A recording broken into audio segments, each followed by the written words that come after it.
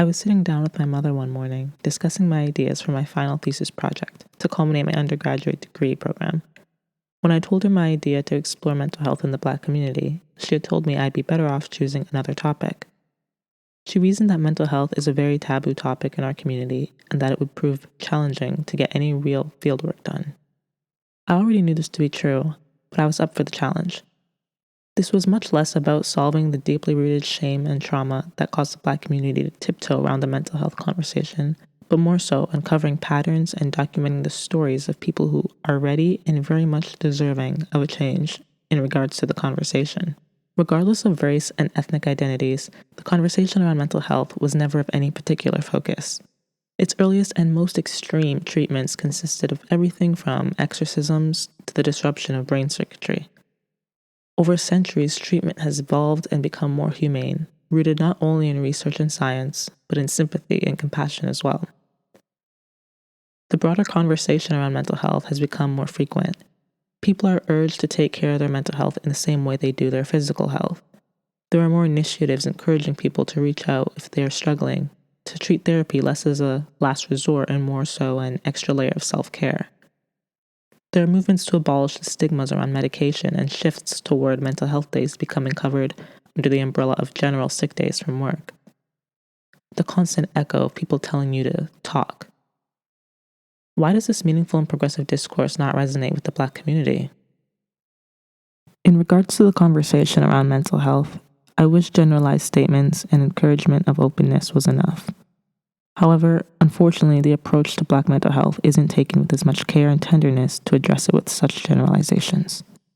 Sadly, one of the many damaging ideologies that burden Black lives is the notion of being aggressive and hostile. These assumptions have laid a hand in how mentally ill Black people have been perceived. For example, Black women with anxiety disorders are more often than not dismissed as being too standoffish or having an attitude problem, when the more useful approach would be to lead with compassion and support rather than judgment. A similar display of intolerance existed in a more public scale when it came to the discourse around the mental health of Kanye West and Donald Trump.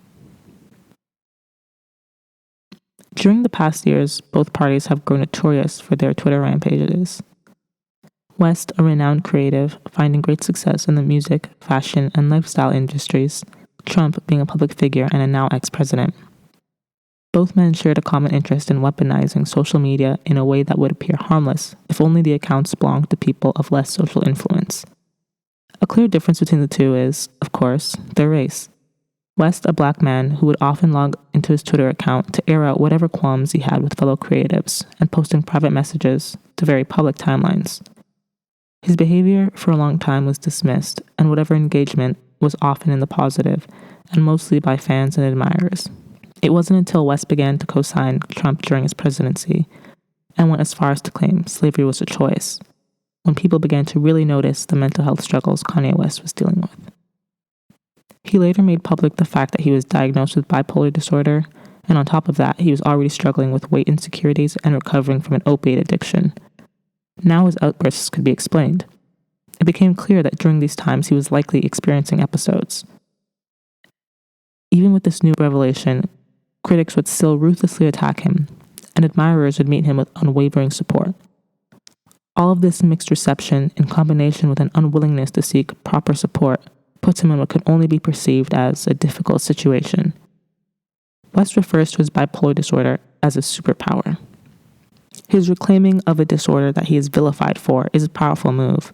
However, outside people glorifying his mental illness and believing it contributes to West's creativity and trendsetting could also lend a hand in enabling behavior that could be harmful to himself and others.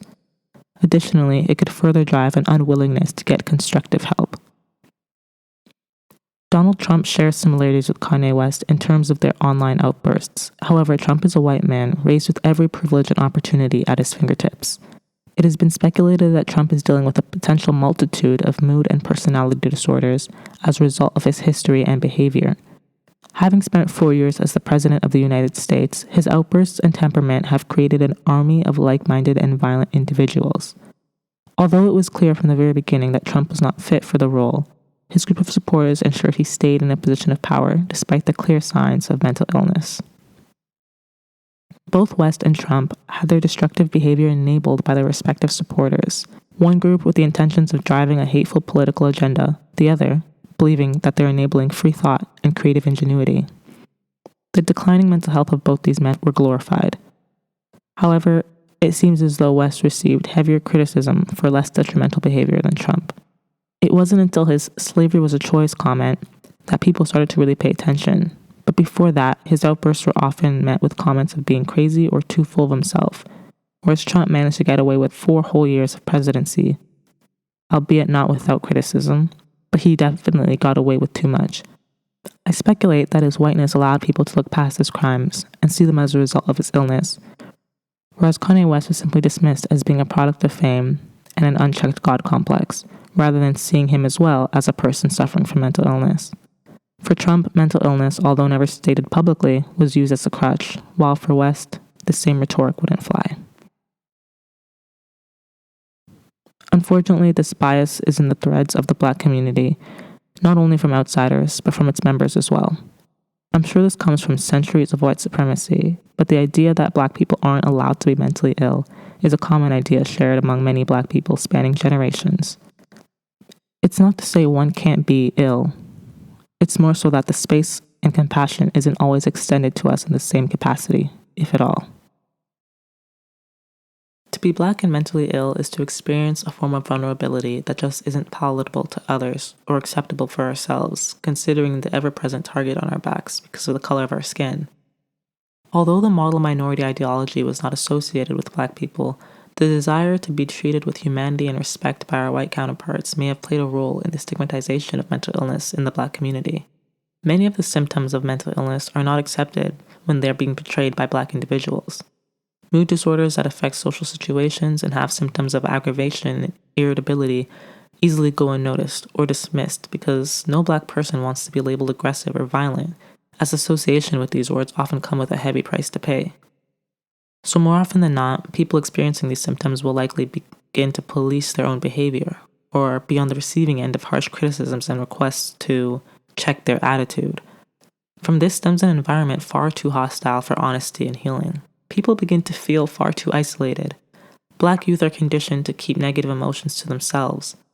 A phrase that is common in Black households: "What happens in this house stays in this house," creates limitations and silences people. It blurs the lines between what's worth talking about and what is better left unsaid. Taken out of context of a living space, the house could also be conceptualized as the body and mind. Being raised with this kind of rhetoric makes it easy for one to approach their own mental health with the same lack of discernment. This may even result in one seeing their mental health as a burden that could fall back on the other members of the house, like a dirty secret that could bring shame to the whole family if it was made public. For households that may already be struggling with external stresses, it's easier to just internalize negative feelings and try to solve them alone, not wanting to add to already existing burdens.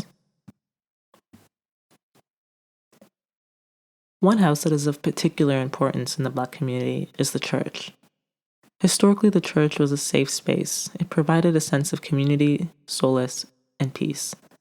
A lot of the Black community was raised in faith, and religion is a very important part of our culture. However, when it comes to the mental health conversation, oftentimes it's said that faith is all you need. There's no doubt that religion can bring rest to the restless. Scripture could be a source of comfort, which is helpful for someone who's dealing with mental health issues. However, some people view religion and faith as this be-all to end-all cure, as if the word will be your saving grace.